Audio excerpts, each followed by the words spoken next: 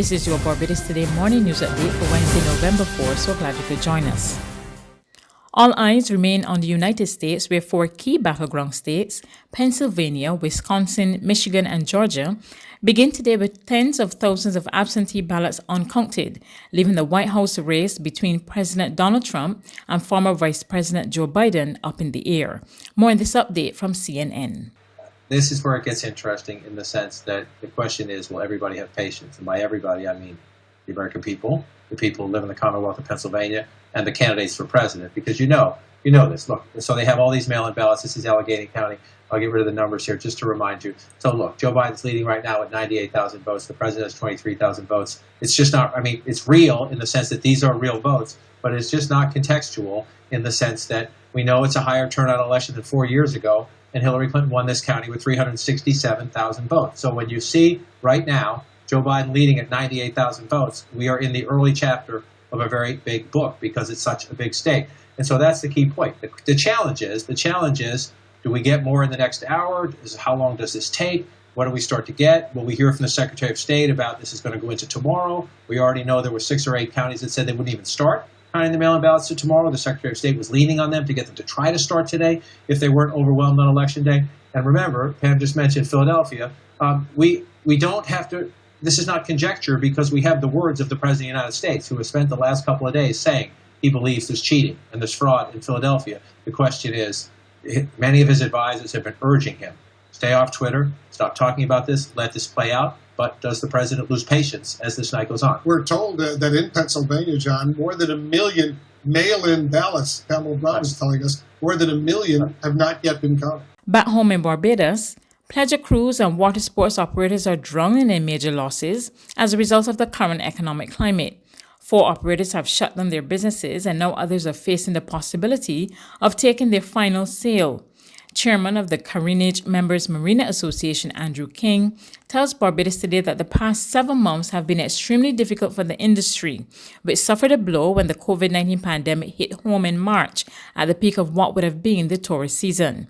Vice Chairman of the association, Ronald Williams of Wasn't Me Catamaran Cruises, says the situation has forced some to perform a balancing act to keep their heads above water. We always had a small contingent of local people that would go for short cruises, but only weekends. And if the weather comes in the weekends, that's it. So how is it like business like right now? It's a struggle, a balancing act. Yeah. What can you say? How is it for you in terms of you're depending on locals as well? Definitely depending on the help of locals, and I gotta say thanks to all the locals who have cruised with us over the years and now, because we've been doing this for the last 32 years. Okay. So we've always had a local market that knows us, but everyone is feeling the pinch in one fashion or the other. We are frontline workers in the direct tourism industry, so we will feel it more than folks who will feel it down the line. The operators are, however, receiving a lifeline from the Barbados Port Inc. The BPI announced Tuesday that it approved a 60% discount on rents for tenants at the Shallow Draft and the Careenage. The rent relief will reduce BPI's 2020 to 2021 revenues by approximately $600,000. The port has been good to recognize our struggles and the fact that we have had no tourism income for the last 6 months. And there's still bills that face us, and the landlord for the building here, I rent a little place, and he came forward without us saying a thing, and they have really worked with us well too. Barbados now has a new multi-million-dollar aviation service facility for high net worth visitors, which industry players predict will make this country a preferred destination for major investors, business travelers, and vacationers. The new fixed-base operation, the second of its kind at the Grantley Adams International Airport, has built a $3 million MJet facility to provide a comprehensive range of private jet services on a 24-hour basis. Owner of both operations, local construction magnate Mark Maloney, told Barbados Today that there are already plans to expand the service to cater to a more diverse clientele. He says coming out of COVID, private travel will rebound faster than the commercial travel, and many will opt to leave the island. Maloney adds that his company has therefore positioned itself to capture this business and wealth, some of whom will be using the 12-month Barbados Welcome Stamp Visa program to reside here for a longer period. Hundreds of former LEA employees are owed about $30 million in severance payments, but the court-appointed administrator Cleveland Seaforth says they will not get it anytime soon in the near future. On Tuesday, he said that the Antigua-based regional airline, which has so far terminated 500 employees, simply does not have the money to pay. He revealed that discussions are ongoing with prospective investors and some are prepared to address the matter of severance, but he could not say when this was likely to occur. LEA was forced to suspend services in April after the COVID-19 pandemic prompted several countries to either impose travel bans or close their borders. There's regional and international news after this short break.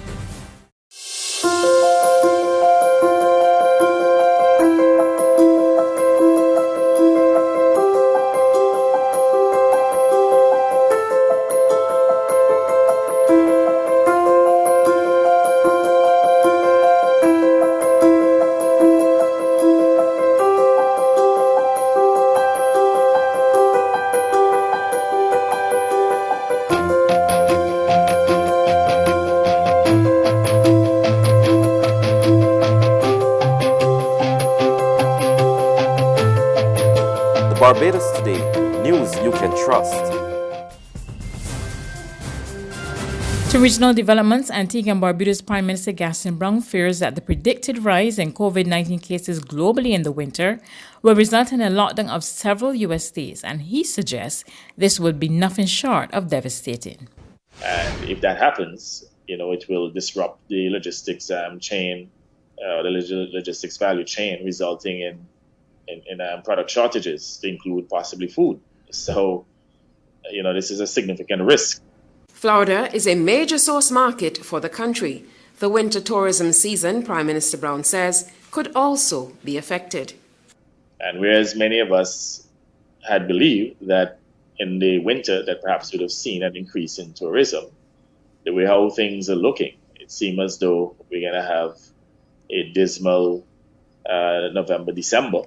The nation's leader says this will certainly have great implications for Royalton and other resorts planning to reopen during those months. We had hoped that would have seen at least another 4,000 or 5,000 going back to work this month. But again, we may probably see some layoffs again because of a reduction in demand. He says it's a difficult period and the threat of a further constructive closure of the tourism sector looms large. On the international front, the man who killed 4 people in a shooting rampage in Vienna on Monday has sought to join the so-called Islamic State and most likely acted alone. So says the Austrian authorities. Lighting candles for those 4 people who died in the shooting attack in Vienna Monday evening at the start of 3 days of mourning.